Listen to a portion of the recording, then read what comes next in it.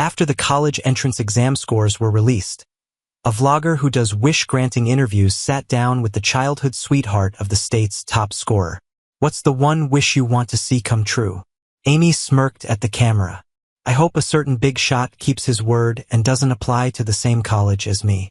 Let's just never see each other again. We had a running bet. This time, I'd said whoever got the higher score would have to grant the other one a wish. In the past, whenever I lost, I'd always weasel my way out of it.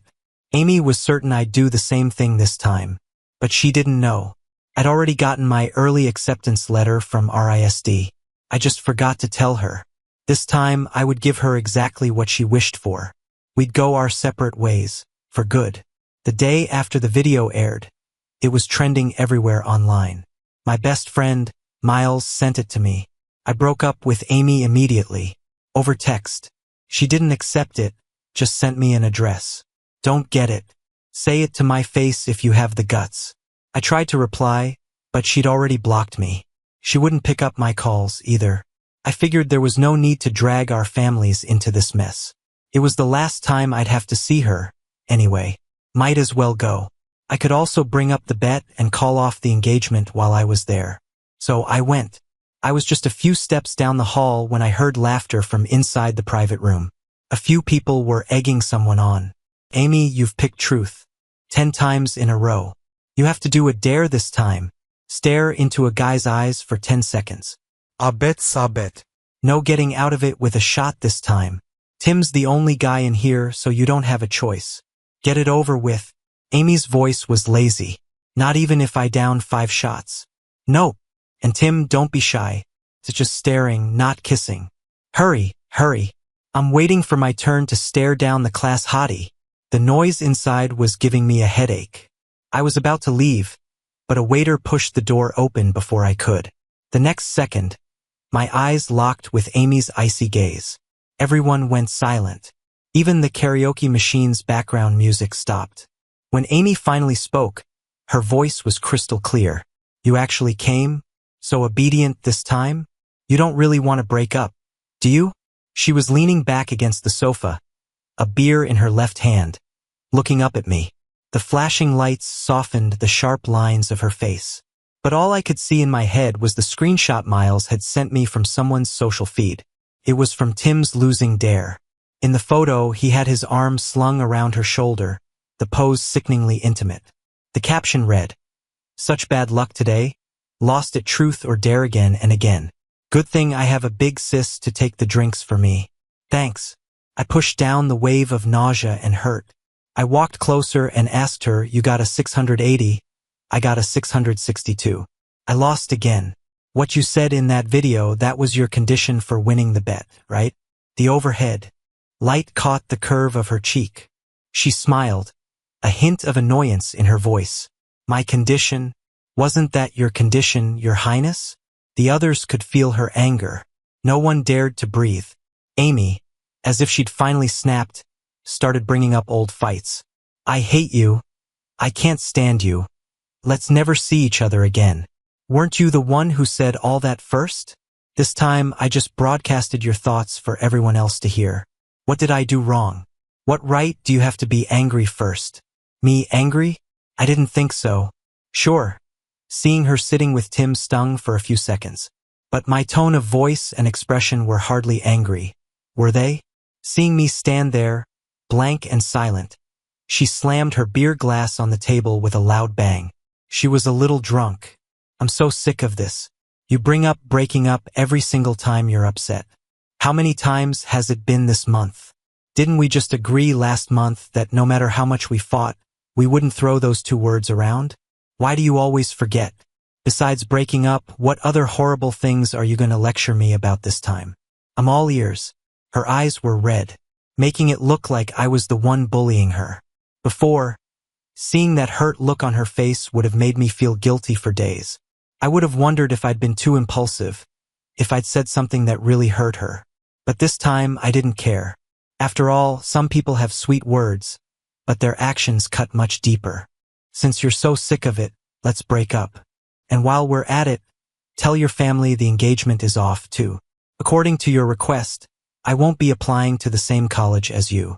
You won't have to see me again. I finished calmly. Amy stared at me, her composure gone. What do you mean? I sneered. Are the words "we're breaking up" that hard to understand? You said you didn't get it over text. You can't understand it when I say it to your face? Amy, I guess hanging around certain people has made you stupid, too. A flash of icy fury crossed her eyes. She asked again, "You're serious?" I nodded. "I'll tell my dad about the engagement, too."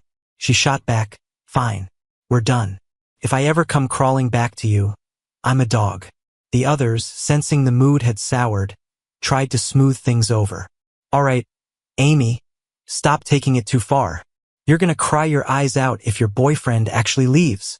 Weren't you the one just cussing up a storm, saying you'd get on your knees and beg for forgiveness if he didn't add you back as a friend? It's just a little spat. You can work it out in private. Why say things like that in front of everyone? I bet you're kicking yourself now." Huh? She's just pretending to be mad. But she's really showing off, rubbing it in our faces that us single losers don't have a handsome, spoiled prince of a boyfriend to dote on us. Tim, sitting next to Amy, chimed in. "Leo, don't be like this. Amy came here to drink herself sick over you. Her hand just healed. She can't be drinking like this."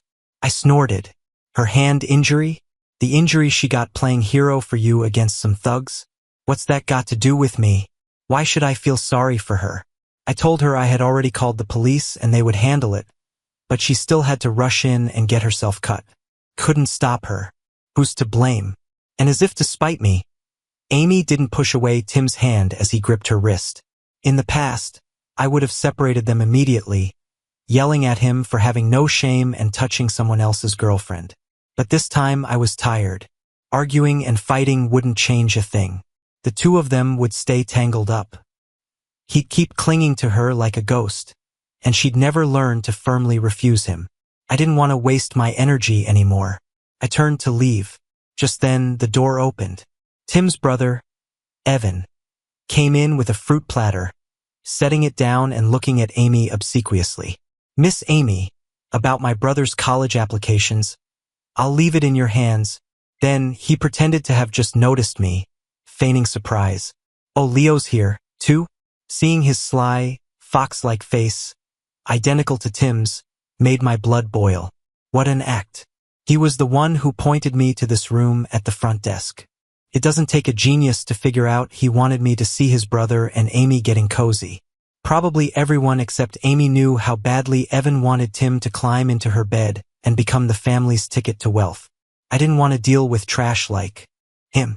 I ignored him and turned to pull the door open. The next second, Tim ran over and grabbed me. "Leo, my brother was out of line this time.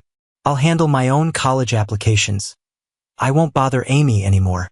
Please don't be mad at her because of me. Okay? She's drunk. I'm sure she didn't mean what she said." Listening to his stream of two-faced bullshit, I saw red.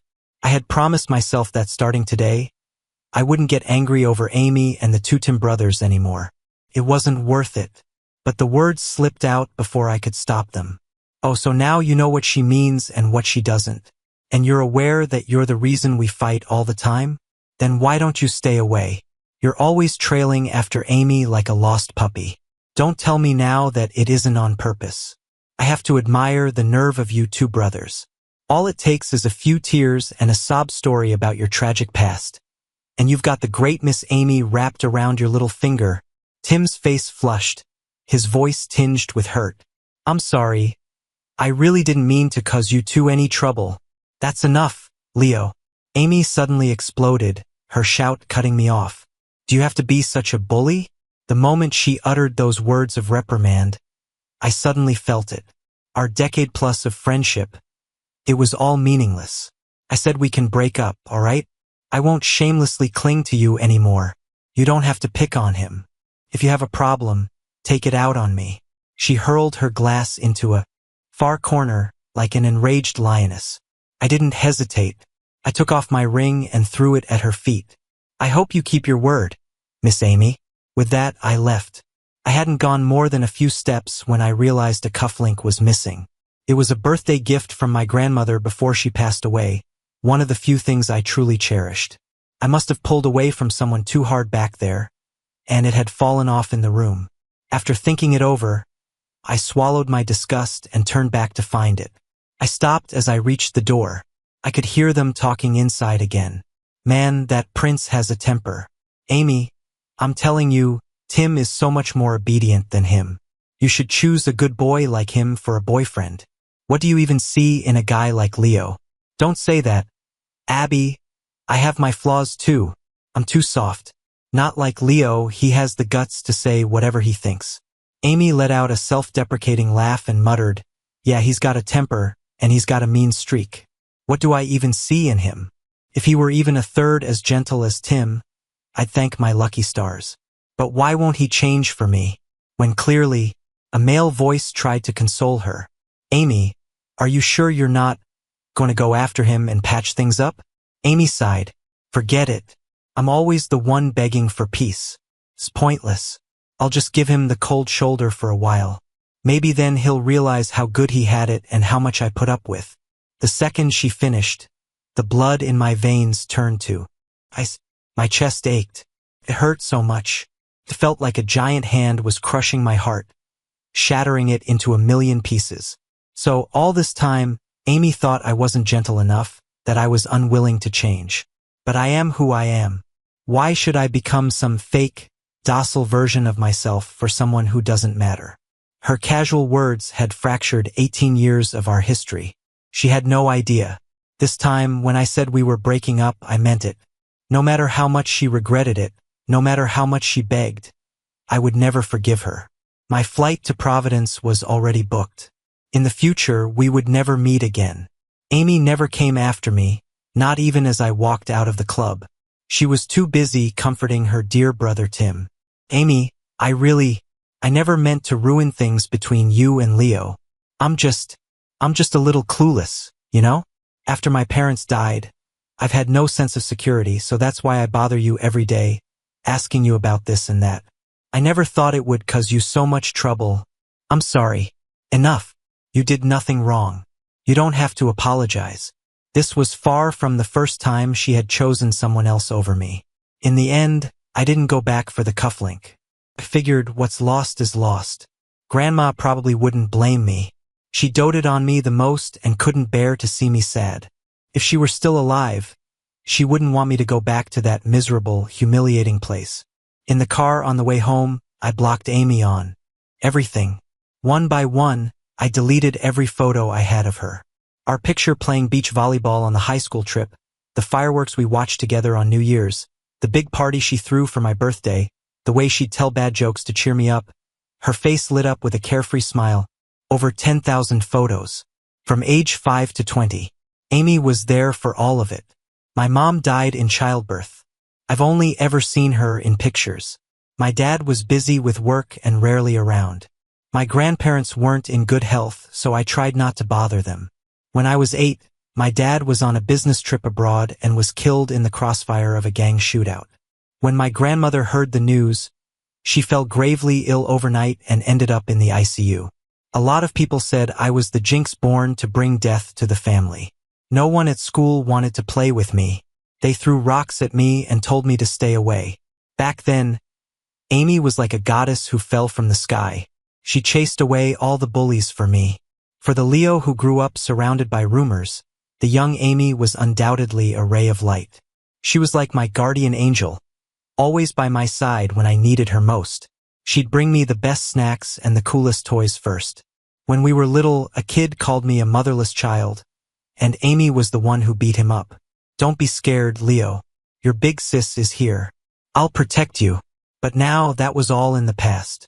The world would keep spinning without Amy, and Leo's world wouldn't collapse.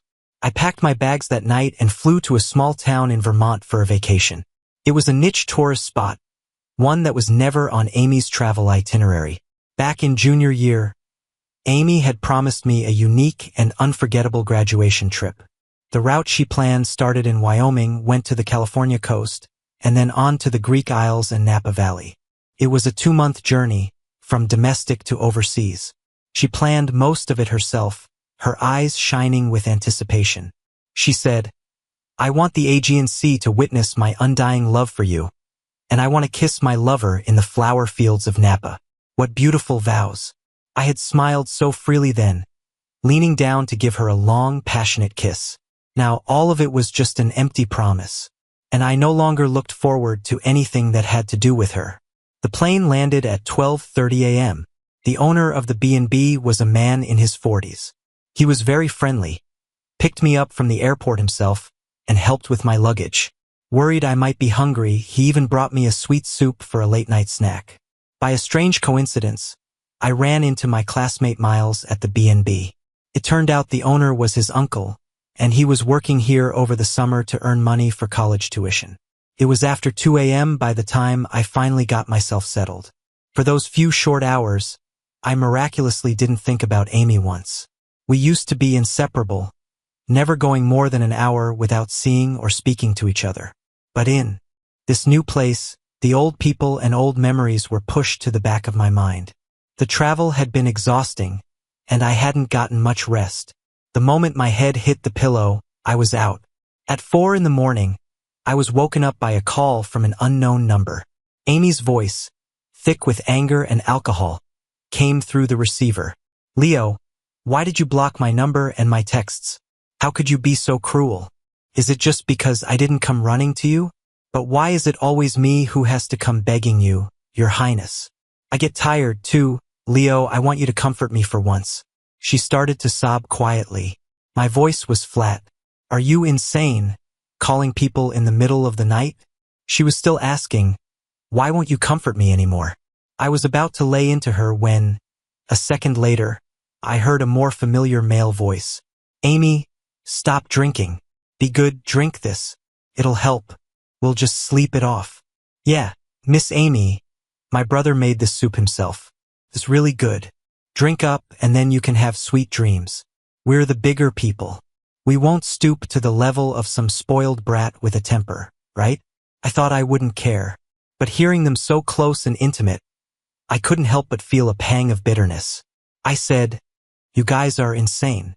After that, I hung up, blocked the number, and set my phone to do not disturb.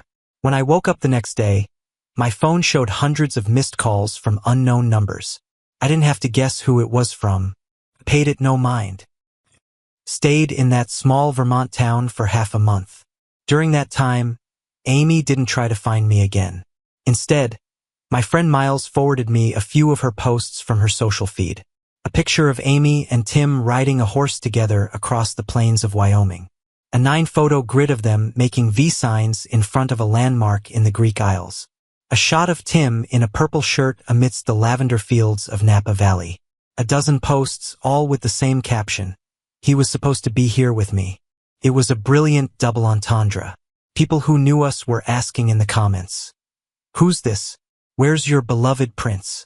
People who didn't know us said they were a perfect match and wished them the best.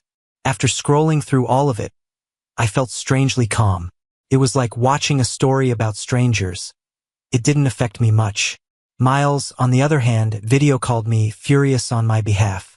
I don't follow that asshole, so I don't know what he posted. I laughed. "Good thing you didn't send it. I would have puked up the seafood noodles I just ate." Miles said, "Seriously, is your girl Amy out of her mind?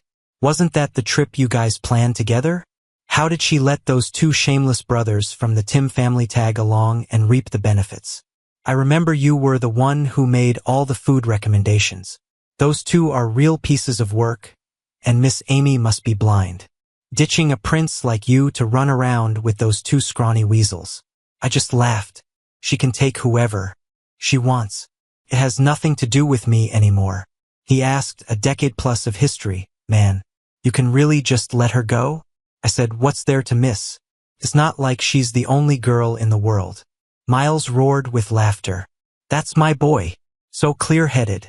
You just wait. As soon as I'm free, I'm gonna find you 80 models to help you get over this." He hesitated for a second, then added, "Leo, ever since those two Tim brothers showed up and started clinging to Amy, I felt like she didn't deserve you. I just never said anything because I was afraid of upsetting you. If I wasn't stuck at this training camp, I'd fly over there and slap them a few times. A couple for Tim and Evan, and about 100,000 for Amy. Miles got into his dream music program at USC, and the moment he finished his exams, his mom shipped him off to Europe for an intensive vocal workshop. He hadn't had time to come back. I smiled. Yeah, I know you're the best. All right, it's getting late, you should get some rest. Don't mess up your classes tomorrow. Go get future pop star. I hung up. Miles came upstairs and asked if I wanted to go to a bar for a drink. He brought along some plum wine his uncle had made himself. The wine was sweet and fragrant, and it lifted my spirits, making me feel relaxed. The bar was filled with neon lights and had a great atmosphere. I got a little greedy and had an extra glass of plum wine, which left me slightly buzzed. Miles took the opportunity to snap a few pictures of me with the lounge singer. In return, I took a few for him and even helped him get her number. But I never expected him to post my pictures on his social feed. Caught a handsome guy, but he seems a little down. Hey, internet, any ideas on how to cheer up a hottie? The next day, while I was out with my art supplies to do some sketching, the calls from unknown numbers started again. I didn't answer, but the caller was persistent. They kept coming one after another, so I finally just turned my phone off to focus on my painting. To my surprise, I ran into an old acquaintance that afternoon, Professor Shaw. Professor Shaw was a senior professor in the Chinese painting department at RISD. Last year, I'd attended an art symposium by chance and was lucky enough to be invited on stage for an interactive session. On stage, I spontaneously created a landscape painting in a traditional style. I learned calligraphy and painting from my grandmother. She taught me how to hold a brush and recognize ink stones and pigments from a young age. So, my skills weren't bad, but in my heart I was set on going to Harvard with Amy. I focused all my energy on my academic classes and forgot that I could pursue art school as an option. After seeing my painting, Professor Shaw was full of praise. He encouraged me to apply to RISD's art program, saying that with my talent, I was sure to get in. He said that one day, I would carve out my own unique style in the world of Chinese painting. We chatted for a bit afterward. He seemed to like me and even exchanged contact information. He personally invited me to display the piece I had painted that day in his upcoming exhibition. That was the first official exhibition of my life. I was ecstatic and invited Amy to come with me, wanting to surprise her, so I didn't tell her beforehand that we were going to see my painting. But she stood me up. The first day of the exhibition was Tim's 17th birthday. Amy knew I didn't like getting mixed up with them, so she lied to me and went to his birthday party. If my friend hadn't told me he saw them at the club, I probably would have been kept in the dark forever. That day, I waited for her at the entrance of the art museum for 3 hours. Her phone was off. I couldn't reach her. I waited until the exhibition closed, but I never saw her. At 10 o'clock that night, she rushed to my house to explain. I'm so sorry, Leo. I had to take my mom to the hospital this morning, and when I got home, I took a nap and had my phone on Do Not Disturb, so I didn't get your calls. I looked at her coldly, not saying a word. I had spent hours in the cold wind that day and had caught a cold. I felt awful and my throat was sore. I really didn't have the energy to listen to her lies. Amy said it wasn't on purpose. I've already booked tickets for Sunday's exhibition. I'll definitely go with you tomorrow. I replied flatly, don't bother. From the moment she lied to me, she was dead to me. From then on, I would never share anything about my life with her again. The fact that I was applying to RISD, that I had been accepted early, and that I was going to leave her for good, I wouldn't tell her any of it. Professor Shaw, I can't believe I'm seeing you here, I said, walking up to greet him. Professor Shaw was surprised, too. He wasn't carrying any art supplies, so he must have been here just for a vacation. Leo, my boy, you're here too. Are you on a trip with your girlfriend? At the exhibition, Professor Shaw had noticed me constantly looking towards the door and had asked what was going on, so I had told him a bit about the situation. I smiled. No, we actually broke up. I'm here to gather inspiration. The International Calligraphy and Painting Competition is next year, right? I thought I'd give it a shot. Excellent, excellent. With your skills, a top 3 finish is definitely within reach. I was going to remind you to register, but it seems you're already on top of it. But just so you know, my classes aren't going to be a walk in the park. You'd better prepare yourself.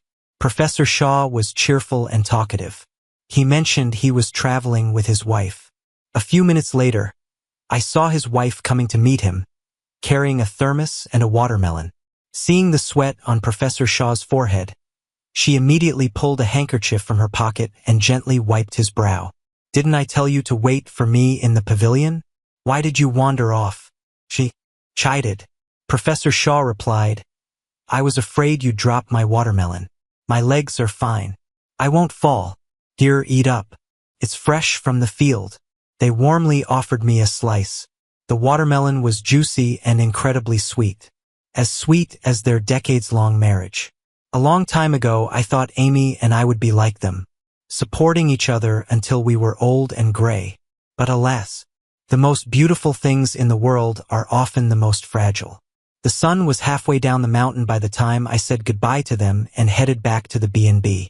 I couldn't believe my eyes. Amy, whom I hadn't seen in 2 weeks, was sitting in the lobby. She was toying with the 18th birthday present I gave her, a hand-carved jade rabbit. I had ordered the raw jade half a year in advance and spent 3 months carving it myself. She turned, saw me, and jumped up to run over. I pretended not to see her and walked straight toward the elevator. The next second, a hand grabbed my wrist. Leo, do you have any idea how long I've been looking for you? Looking? Has she been looking? What a liar. If she had wanted to find me, she would have been here on the first day. Why wait 2 weeks? The only reason is she didn't want to. Weren't you on a graduation trip with your new boy toy? What are you looking for me for? I pulled my wrist free. What new boy toy? What are you talking about? Besides, it's been so long. Are you still mad at me? Is it that serious? I scoffed. Has Miss Amy forgotten that we broke up? Her bravado vanished. I'm sorry. I drank too much that day and said a lot of things I didn't mean. Please don't take it to heart. Okay? Did you see the pictures of me and Tim? I didn't want to take them. I never wanted to go on a trip alone with him. My grandfather forced me to bring him along. Does that have anything to do with me? Why are you telling me this? I don't want to hear it. Move. Get out of my way. She blocked the elevator, refusing to let me pass. Just then, the elevator doors opened, and standing inside was Tim, alone. He was pushing 2 suitcases, one large and one small, as he walked out of the elevator. Tim wasn't surprised to see me. A smug smile played on his lips. Leo, you're back.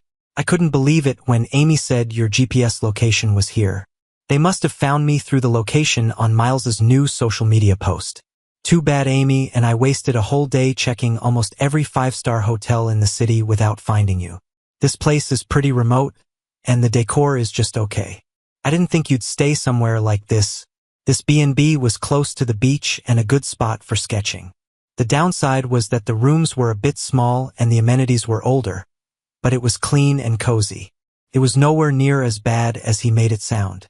The place he and his brother used to live in was far worse. Now that Amy's family was spoiling them, they looked down on everything. I tilted my head, looking closely at what he was holding, and realized it was my suitcase. He had even scratched it. My brow furrowed in anger. Following me, breaking into my room and taking my things. Are you guys stalkers or thieves? Oh right, she's the stalker, and you're her little lapdog. I reached for my things, but Amy blocked me. Leo, stop making a scene. Come home with me. My harsh words made Tim's face turn red, and he started whining defensively, attracting the attention of other guests. We did not. The guy at the front desk gave us the keycard. I didn't break in. I gave Amy a shove. This is trespassing, you understand? I can call the police. She didn't get angry. Go on, keep pushing. When you're done, you're coming home with me. Can you stop this nonsense?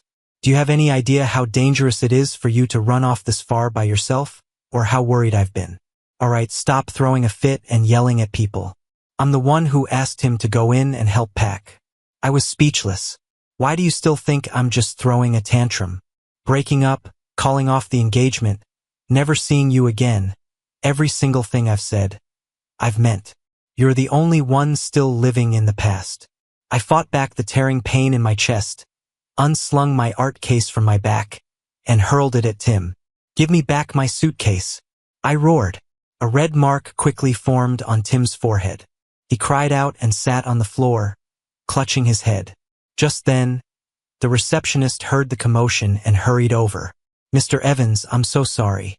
This young lady said she was your girlfriend and even showed me photos of you two and your ID, so that's why I gave her the key. I didn't argue with them anymore. I just dialed 9 by the time the police arrived." Amy was kneeling on the sofa next to me, holding a glass of warm water and some stomach medicine. "Your stomach problems are acting up again. I know you're in a bad mood and throwing a fit, but there's no need to drag the police into this, right? Be good. Take your medicine or your stomach will start to hurt again." I ignored her. When Tim saw the police, he immediately ran up, grabbed an officer's hand, and started complaining that I had slandered his reputation. The officer paid him no mind and just put him in the patrol car. "You can tell it to the station. It was just a small conflict that could have been resolved with some mediation and a written statement." Until the male officer found a very expensive watch in Tim's pocket. It had been on my dresser. Seeing the guilty look on Tim's face, the officer asked him what was going on. He stammered, unable to answer. I said, "My face a mask. I don't know him. He entered my room without my permission and took my property. That's theft." Tim panicked and tried to explain, but he couldn't come up with a reasonable excuse for why he had my watch. I insisted that he return it, pay for damages, and be detained for 2 weeks. Amy pleaded with me. "Leo, do you have to be like this? We were classmates, after all. Maybe he just accidentally put it in his pocket while he was packing your stuff. It's not like he meant to steal it." I shook her hand off. "He knows whether he stole it or not. He made a mistake and he should be punished.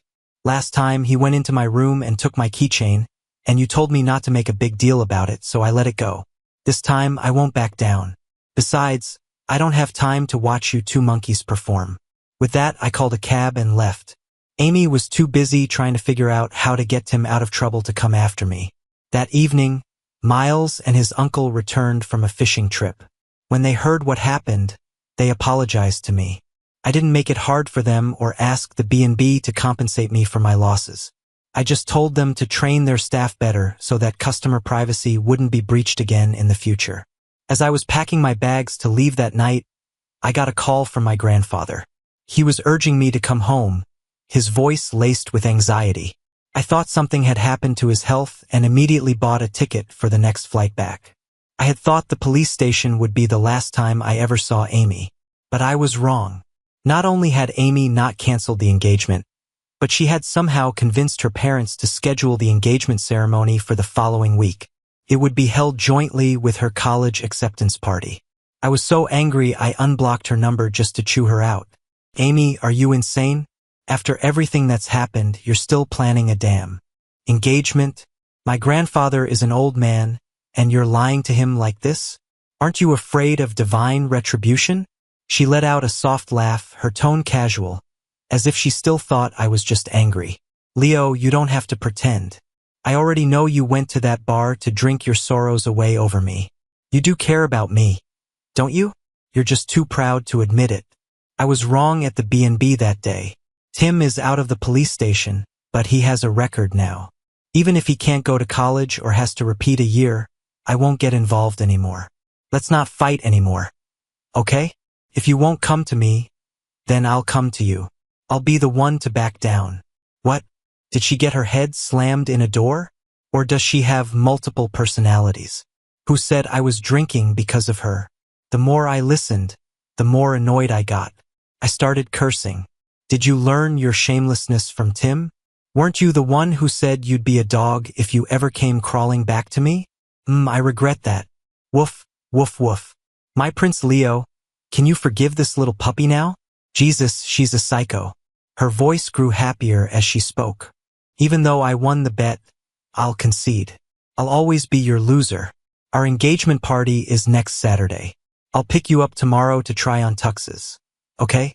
Amy, what makes you think I would get engaged to someone so rotten? You might not think you're disgusting, but you make me sick." I hung up and blocked her again. I went straight to my grandfather's hospital, not home. I was afraid Amy would be there waiting for me. It turned out the engagement party was partly my grandfather's idea. That's why Amy's family was in such a hurry, moving the ceremony, which both families had originally planned for December, up to next Saturday. I tried again to persuade my grandfather to give up on the idea of the marriage alliance. Grandpa, Amy and it's impossible. Let's just call off the engagement. Grandpa frowned, clearly displeased. Didn't you used to beg me to let you marry her? I didn't want to get into the messy details with him, so I just said that Amy had fallen for someone else and I didn't want to be the third wheel. Grandpa sighed and was silent for a moment before he said, Leo, you know my health. I probably don't have many months left to spend with you. I quickly cut him off. Grandpa, don't say that. The doctors said you're doing great. Grandpa had old injuries from his time in the army. After Grandma passed away, he was consumed with worry, and his health deteriorated even further. He had to spend every day in bed, sustained by 4 drips. I knew he couldn't bear the thought of leaving me alone. Even though the treatments were painful, he kept fighting, holding on so he wouldn't have to leave me to join Grandma. You don't have to lie to me, son. I'm not afraid of dying. But I worry about you. At least we know the Amy's family. After I'm gone, if anyone tries to bully you, they'll have your back. You're only 18, you haven't even started college yet. When you enter the real world, you'll have a tough time with no one to help you. Hearing him talk as if he were on his deathbed made my heart ache, a lump forming in my throat. Grandpa, I'm not afraid of hardship, but I don't want to spend my days consumed with anxiety over a girl, to the point where I don't even feel like myself anymore. Please stop talking like that, okay? I don't like to hear it. I was hoping I could live to see you settle down, get married, and have children. I said nothing. Grandpa had always known I disliked the 2 Tim brothers and hated that they were living with the Amy family. But they were Amy's family's saviors, not mine. I could be unhappy about it, but I had no right to interfere. 3 years ago, Tim had saved Amy's grandmother, who had wandered off, at the cost of one of his arms. The old woman had Alzheimer's, and a lapse in her caretaker's attention had allowed her to wander into the middle of the street. Amidst the chaotic traffic, Tim pushed her to safety, but his own arm slammed into a lamppost, resulting in a severe fracture. Amy's grandfather had spent the whole day looking for her, and when he heard she had almost been hit by a car, the shock sent him to the hospital. Fortunately, both grandparents were ultimately fine. Tim's parents had died in a construction accident, leaving him and his brother Evan alone and destitute. Out of gratitude, the Amy family took them in. Evan had little education and few skills, so he could only work at the leisure club owned by the family. Tim, on the other hand, was transferred to my and Amy's school to attend classes with us. He always managed to insert himself whenever Amy and I were eating, doing homework, or studying together. He was there every time we went to the movies. I never understood if he was the family's savior or Amy's personal attendant. Wherever she went, he followed, like a ghost you couldn't shake. I held my ground for a long time, but Grandpa wouldn't budge. He believed my reluctance to get engaged was just a temporary spat with Amy, a fit of pique. He thought I would regret it later. So, I finally told him everything, all the grievances I had been holding back. When he finished listening, he was furious. He gently stroked my head and said with a sense of release, I want someone to take care of you and be with you, but I can't force you to do something that makes you unhappy. Otherwise, when I see your grandma on the other side, she'll be angry and ignore me. You, my boy, when you get to college, you have to take good care of yourself. Don't run your body into the ground. And try to soften up a bit, get along with your classmates. As for the company and family matters, I'll try to get in touch with a few trustworthy people to take over. I will absolutely not let you suffer even the slightest bit more. On the day the engagement was officially called off, Amy's entire family came to my grandfather's hospital room. When he announced the cancellation, no one dared to argue. Amy rushed in, her usually perfect face looking haggard, with dark circles under her eyes. Hearing my grandfather's resolute decision, she immediately fell to her knees. Grandpa Leo, I know I was wrong.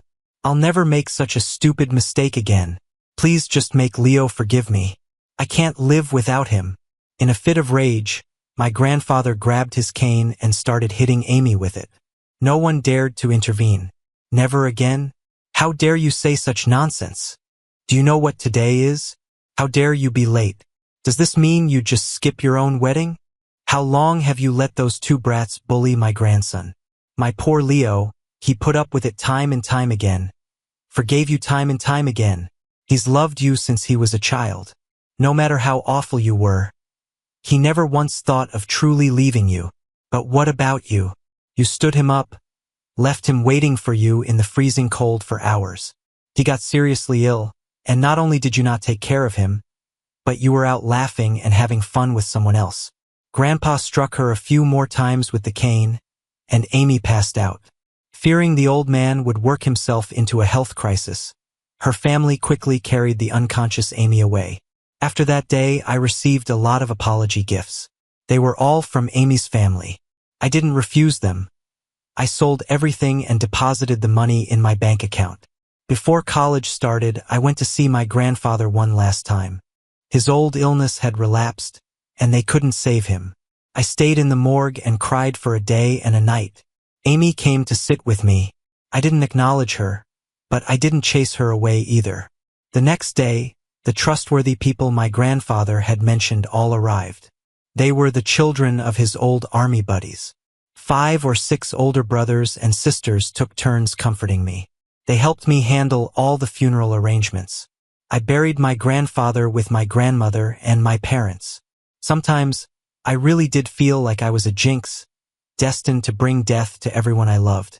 But then I thought, if that were true, Amy should have been dead a long time ago. So, from now on, I won't believe any of that superstitious nonsense about cursing my parents. Even if the people who loved me are all gone, I have to love myself. Because I deserve to be loved. And I deserve to be loved by someone better. On the first day of college, Amy didn't show up for her own registration. Instead, she came to my campus. "Leo, can you really not forgive me? Not even once? I've cut all ties with them. From now on, I'll only follow you. You can hit me, yell at me, I won't fight back. I'll take all of your bad moods." I calmly walked around her.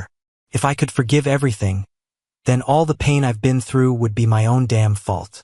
"Amy, I'm not that pathetic." Amy's face went pale, and she lunged forward to hug me. But a woman behind me executed a swift shoulder throw, pinning her to the ground. It was one of the sisters who had helped me with the funeral, Vicky. She had retired from the Special Forces last year due to a serious injury and now worked at the police station near the university. She was 5 years older than me, with a lively and straightforward personality. Before he passed, my grandfather had asked her to look after me. So, she had made a special trip today to help me move in. She shot me a look, and only after seeing I was unharmed did she relax. Vicky said, "Who the hell are you, kid? Can't you see he's disgusted by you and doesn't want you to touch him?" Amy, her hands cuffed, screamed as she was dragged away. After that day, I never saw Amy again. Vicky, on the other hand, often came to campus to bring me food, nagging me to finish all my supplements and forbidding me from staying up all night painting. She'd call every day to remind me. Later, I would occasionally hear news about Amy and Tim from Miles. Tim wasn't rejected by the university because of his record, but he was caught cheating on his final exams and was also nabbed stealing takeout from the dorm lobby. He was sent to the police station again. He was expelled, and the Amy family, finding him a complete embarrassment, finally cut him loose. They gave him a sum of money and sent him away for good. Amy spent her days at home drinking. She missed the final deadline for university enrollment. She tried to learn painting, hoping to get into RISD. But artistic talent isn't something everyone has. She failed. She had no choice but to waste 2 years before finally getting into a different school nearby. She would still come looking for me from time to time, but I ignored her. My days were spent in the art studio, and my free time was for dinners and hangouts with my college roommates. My fulfilling university life kept me busy, and I had a meddlesome retired soldier of a sister who would drive over to take me out to eat and go shopping. I didn't dwell on the grief of losing my family for too long. I think, in the days to come, I'll fly free, like a butterfly. No one will ever hold me back again.